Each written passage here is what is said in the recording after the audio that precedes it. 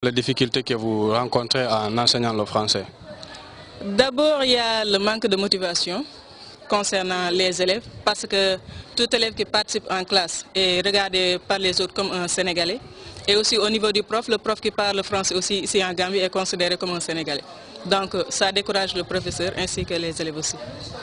Merci à notre confrère Omar Maka Diallo. Dans le volet découverte, nous allons découvrir Madame Nancy Enyang.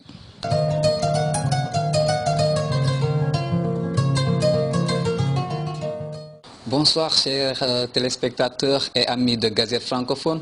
Encore une fois, merci de votre ponctualité, merci de votre fidélité. Aujourd'hui, dans notre rubrique découverte, nous allons découvrir une dame. C'est une anglophone comme vous et moi, et aussi une francophile. Elle s'appelle Madame Nancy Nyang. Tout d'abord, nous allons laisser Madame Nyang de se présenter.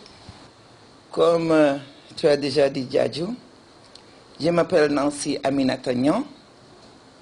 Je suis le permanent secretary.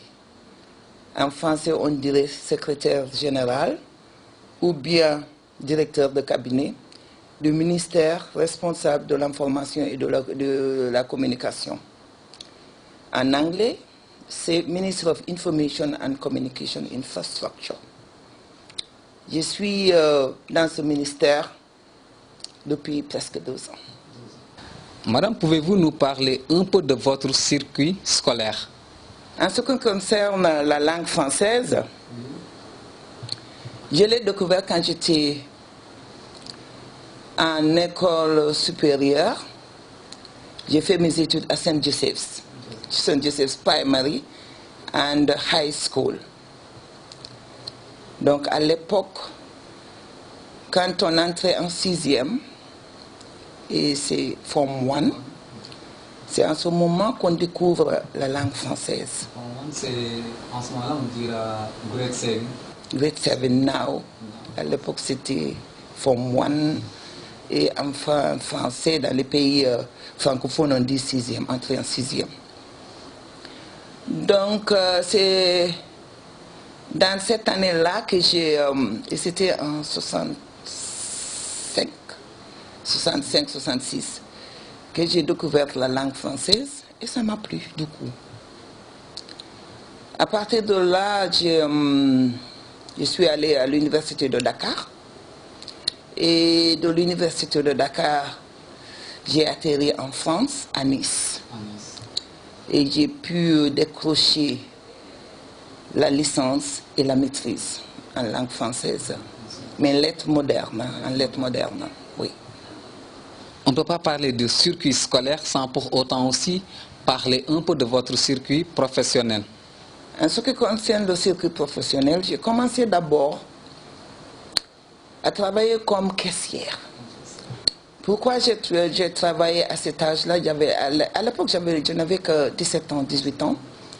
Je venais tout juste d'avoir mon New Levels. Ce n'était pas le bac, c'était le BFM. Ok. Étant donné que je suis d'une famille très nombreuse, j'avais décidé de commencer à cet âge à travailler pour aider ma maman. Je suis l'aîné de 9 enfants. Donc c'est comme ça que j'avais commencé à travailler. À l'époque, ça s'appelait Chalaram Supermarket. C'était à Banjul. Et, mais je ne suis pas restée longtemps quand même. Parce qu'au bout de 6 mois, je me suis décidée à aller à Dakar. Parce que j'ai dit non, il ne fallait pas que je m'arrête là-bas. Et j'ai payé pour moi-même, quand même, ma famille a payé pour moi. Et j'ai fait 1 année d'orientation sur la langue française. Et c'est au cours de cette année-là, on avait un professeur français, franco-sénégalaise. Elle était mariée à un Sénégalais.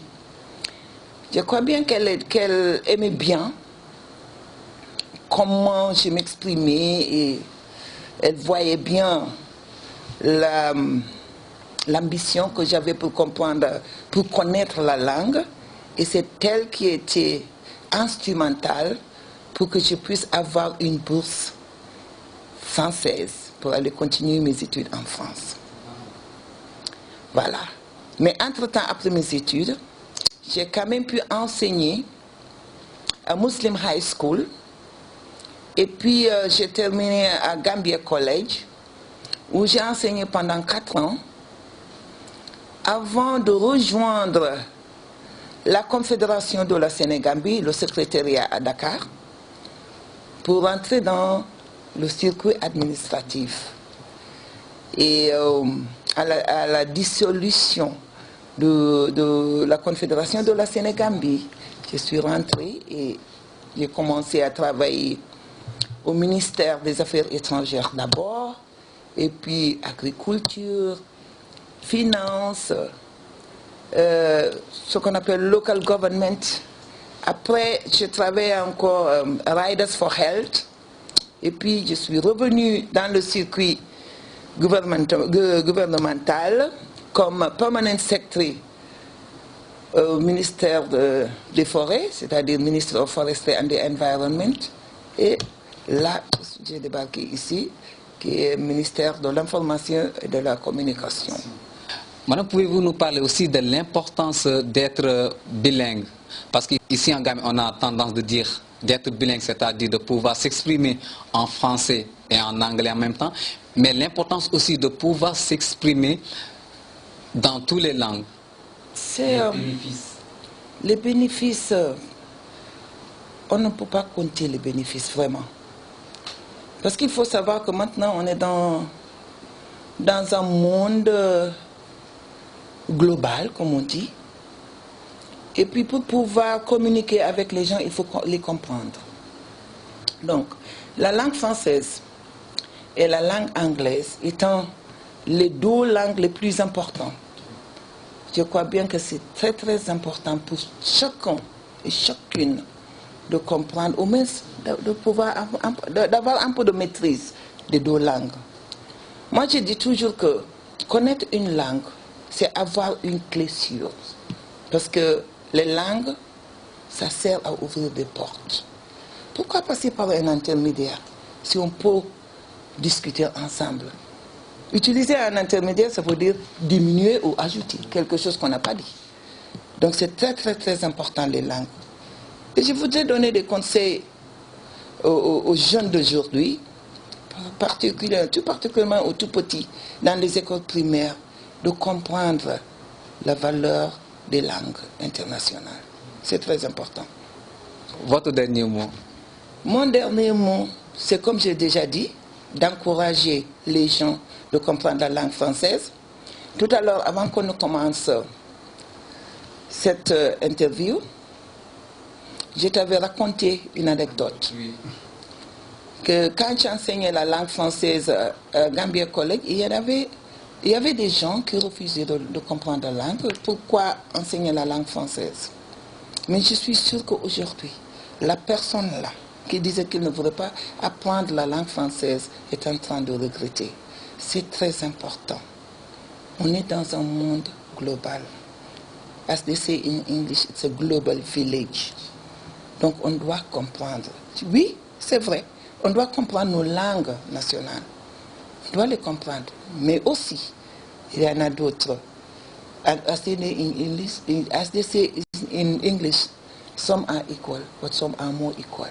Si notre langue, nos langues nationales, nos langues locales ne sont pas encore à ce niveau-là, pourquoi ne pas utiliser les langues internationales pour y arriver? Je crois qu'il faut le faire. Mais je vous encourage quand même et je vous remercie d'être passé. Waouh, nous allons nous divertir un peu. Donc je vous propose de suivre votre rubrique divertissement.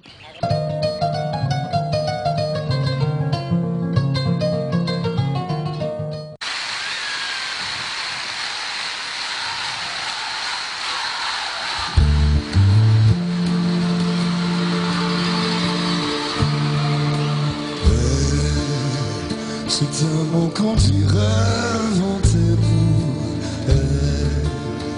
Quand elle danse et qu'elle met son corps à jour. T'es un oiseau qui tend ses ailes pour s'envoler. Alors je sens faire sourire.